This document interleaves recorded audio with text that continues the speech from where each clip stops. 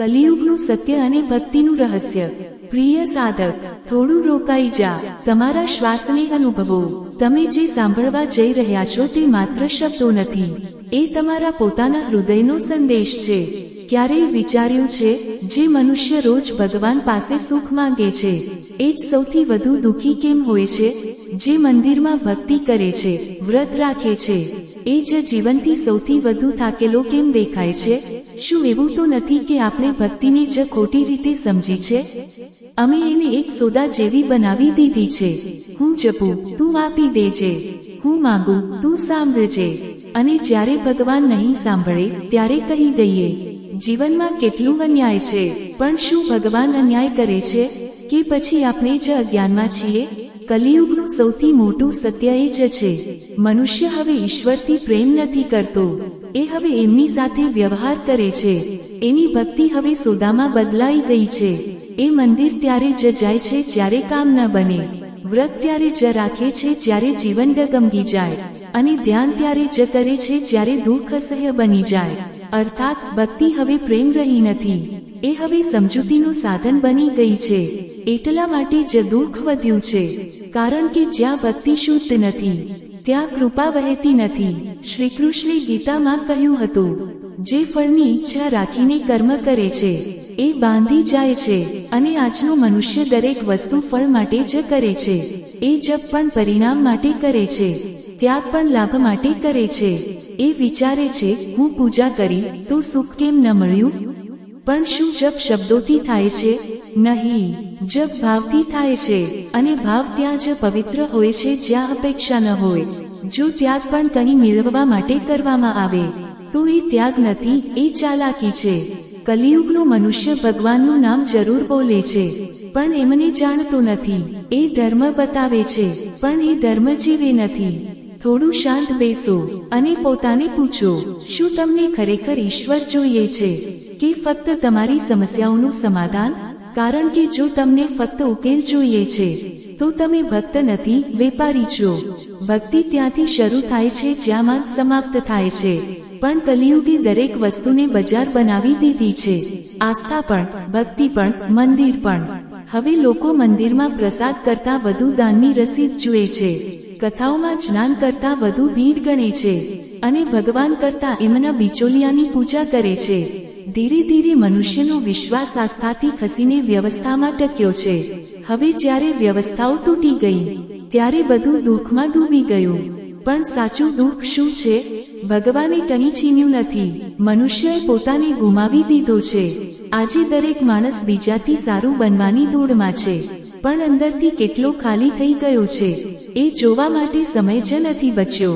દરેક ચહેરો સ્મિતનો અભિનય કરે છે, પણ અંદરથી થાકેલો છે। એ બીજાઓને સમજાવવા નીકળે છે, પણ પોતે જ અસહાય છે। એ ઈશ્વરને યાદ કરે છે, પણ ફક્ત સંકટના સમયમાં। યહી કલિયુગનો જાળ છે।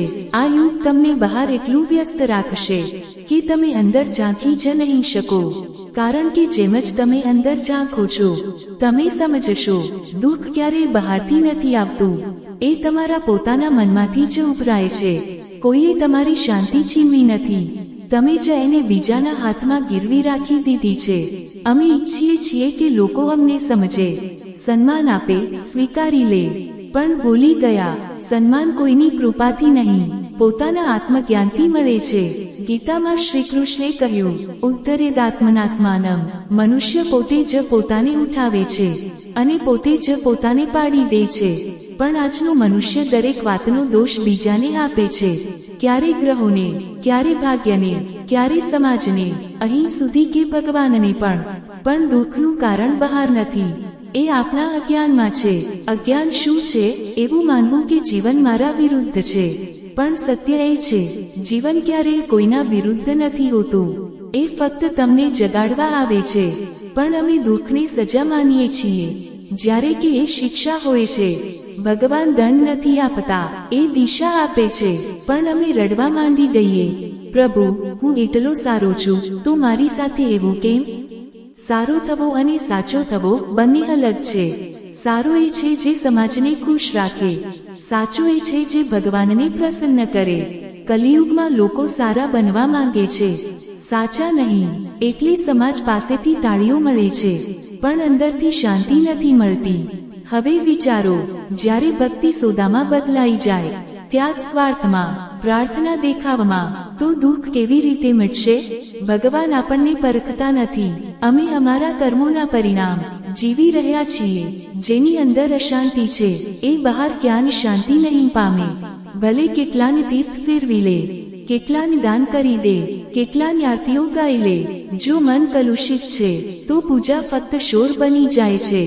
સાચું સુખ ત્યારે જ આવે જ્યારે આત્મા શાંત હોય. પણ આજનો મનુષ્ય મનની નહીં, દુનિયાની સાંભળે છે, એ સમાજ પ્રમાણે જીવે છે, ભગવાન પ્રમાણે નહીં. એ વિચારે છે લોકો શું કહેશે, દુનિયા શું વિચારશે, અને એ જ ડરમાં જીવીને જીતી જ મરી જાય છે. ભગવાનની અવાજ અંદર છે, પણ જ્યાં સુધી મન શાંત નહીં થાય, એ અવાજ સાંભળાય નહીં. દુઃખનું સાચું કારણ ગરીબી કે બીમારી નથી, પણ અપેક્ષા છે. દરેક વ્યક્તિ કોઈને કોઈથી કંઈક ઈચ્છે છે, પ્રેમ, આદર, સફળતા, સ્થિરતા, અને જ્યારે એ નહીં મળે તો તૂટી જાય છે. પણ જેને તમારું દુઃખ આપ્યું, એ ક્યારેય તમારા સુખનો સ્ત્રોત જ નહોતો. ભગવાને જે પણ તોડ્યું, એ એટલા માટે કે તમે પોતાને યાદ કરો. ક્યારેક એ તમારી પાસે બધું રાખીને પણ ખાલીપો આપે છે, જેથી તમે સમજો, સુખ વસ્તુઓમાં નથી, ચેતનામાં છે. કલિયુગની સૌથી મોટી ભૂલ એ જ છે, મનુષ્ય પોતાને શરીર માન્યું છે. એ કહે છે, હું આ નામ છું, આ પદ છું, આ સંબંધ છું. પણ આ બધું બદલાતું રહે છે. જે બદલાતી વસ્તુઓમાં પોતાની ઓળખ શોધે છે, એ ક્યારેય સ્થાયી શાંતિ નહીં પામે. જેમ નદી જો પોતાના કિનારામાં બંધાઈ જાય તો વહેવાનું ભૂલી જાય, એમ મનુષ્ય જો સંસારમાં જ ફસાઈ જાય તો આત્માની સ્વતંત્રતા ભૂલી જાય છે. લોકો ભગવાનને કહે છે, મારા દુઃખ હટાવી દો, પણ જો દુઃખ દૂર થઈ જાય તો જ્ઞાન કેવી રીતે જન્મે? સુખ મનને સુગડાવી દે છે, દુઃખ મનને જગાડે છે. દુઃખ એ હથોડી છે, જે વડે ભગવાન અહંકાર તોડી નાખે છે.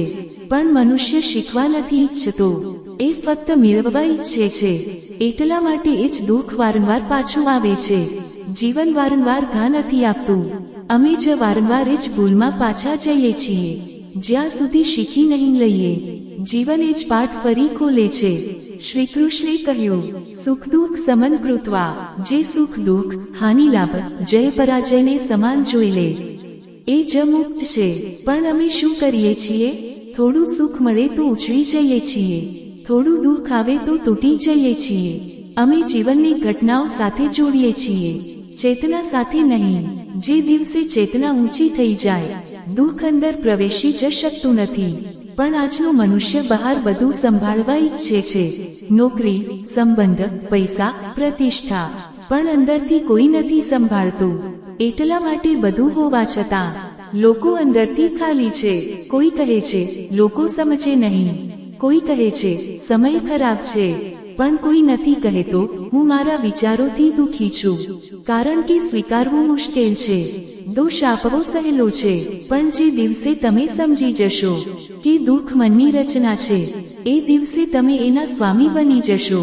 ભક્તિનો અર્થ ભગવાન સામે ઝૂકવું નથી, પણ પોતાના અહંકારને પીગળાવવો છે. સાચું મંદિર બહાર નથી, અંદર છે, જ્યાં તમારું વિવેક, કરુણા અને સત્ય વસે છે. બહારનું મંદિર ફક્ત યાદ અપાવવા માટે છે કે અંદર પણ એક દ્વાર છે. દુઃખ ત્યારે જ મટશે જ્યારે તમે અંદરના મંદિરમાં પ્રવેશ કરશો. ત્યાં કોઈ મૂર્તિ નથી, કોઈ પૂજારી નથી, ફક્ત શાંતિ છે. અને એ શાંતિ ભગવાનનું સાચું સ્વરૂપ છે. ભગવાન કોઈ ધર્મમાં બંધાયેલા નથી, એ દરેક શ્વાસમાં છે. પણ મનુષ્ય દરેક સમયે ભાગે છે, મોબાઈલ તરફ, શો તરફ, મનોરંજન તરફ. કારણ કે જો એ થંભી જાય તો એને પોતાનો ખાલીપો સાંભળાય. ભગવાને મનુષ્યને અપરિમિત શક્તિ આપી છે, પણ એણે પોતાના મન પરનો અધિકાર ગુમાવી દીધો. હવે મન એને ચલાવે છે. મારે જોઈએ તો દોડે છે, મારી પાસેથી છીનાઈ ગયું તો રડે છે. ધીરે ધીરે એ પોતાની આત્માથી એટલો દૂર થઈ ગયો કે હવે એને યાદ જ નથી કે એ કોણ છે। યહી કલિયુગની દુઃખદ ઘટના છે। મનુષ્ય બધું જાણે છે પણ પોતાને નથી જાણતો। એ ગ્રંથોનો જાણકાર છે પણ અનુભૂતિમાં ખાલી છે। એ ભગવાનને બોલાવે છે પણ જ્યારે અંદરથી ભગવાન બોલે છે તો સાંભળતો નથી, કારણ કે અંદરની અવાજ બહુ ધીમી હોય છે। એ ત્યારે જ સાંભળાય જ્યારે મન શાંત હોય, એટલે જે મૌનમાં ઉતરે છે એ ઈશ્વરને મળે છે। અને જ્યારે ઈશ્વર સાથે મિલન થાય તો દુઃખ પીગળી જાય છે, કારણ કે ત્યારે સમજાય છે દરેક ઘટના, દરેક તૂટણ મારા જાગરણનું સાધન હતી। પણ કલિયુગનો મનુષ્ય આ સંકેતોને સમજવાને બદલે એમથી ભાગે છે। ભગવાન ક્યારેક બધું છીનવી લે છે જેથી તમે બંધનના ભારથી મુક્ત થઈ શકો। ક્યારેક એ તમને એકલા છોડે છે જેથી તમે જાણો તમારા અંદર કોઈ છે જે ક્યારેય છોડતું નથી, તમારી આત્મા। જો ભગવાન તમને તમારી જ શરતો પર બધું આપી દે તો તમે ક્યારેય એને શોધી ન શકો। એટલે જ્યારે કંઈ ખોવાઈ જાવ તો ગભરાશો નહીં। એ ખોવાઈ જવું જ તમારા અંદર મળવાનું આરંભ છે। જે થયું એ તમારા વિરુદ્ધ નહોતું, એ તમારા વિકાસ માટે હતું। જ્યારે તમે આ સ્વીકારી લેશો તો દુઃખ જ્ઞાનમાં બદલાઈ જશે। શ્રદ્ધાનો અર્થ એ જ છે જે કંઈ થઈ રહ્યું છે એ જ શ્રેષ્ઠ છે। કલિયુગમાં લોકો દુઃખી એ માટે છે કારણ કે વિશ્વાસ ખોવાઈ ગયો છે, ના પોતાના કર્મ પર, ના પોતાના ભગવાન પર। એમની પ્રાર્થના પણ ભયમાંથી ઉપજે છે, પ્રેમમાંથી નહીં। પણ સાચી પ્રાર્થના ત્યારે થાય છે જ્યારે તમે કહો, પ્રભુ, જે કંઈ થઈ રહ્યું છે હું સ્વીકારું છું, મને ફક્ત સમજ આપો। અને જ્યારે સમજ આવે છે તો દુઃખ સમાપ્ત થઈ જાય છે, કારણ કે દુઃખ દંડ નથી, એ ઈશ્વરની દિશા છે। જે આ સમજી જાય છે એનું જીવન જ ધ્યાન બની જાય છે। ભક્તિ દેખાવમાં નથી, સમર્પણમાં છે। જે સમર્પિત થઈ ગયો એ માટે પછી ન દુઃખ રહે છે ન ભય, એ ફક્ત શાંતિ બની જાય છે। અને એ જ શાંતિ ભગવાનનું સાચું સ્વરૂપ છે। તો હે સાધક, જો જીવનમાં દુઃખ છે તો સમજી લેજે ભગવાન તમારી નજીક છે।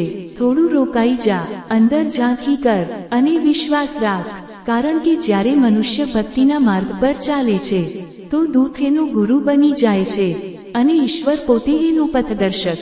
જે કંઈ થઈ રહ્યું છે એ જ તમારા જાગરણનું સાધન છે। સહી લે, સમજી લે અને સમર્પિત થઈ જા, પછી જો જીવન પોતે જ ભગવાનની કથા બની જશે। આભાર મિત્રો। જય કુલદેવી માં, જય માતાજી।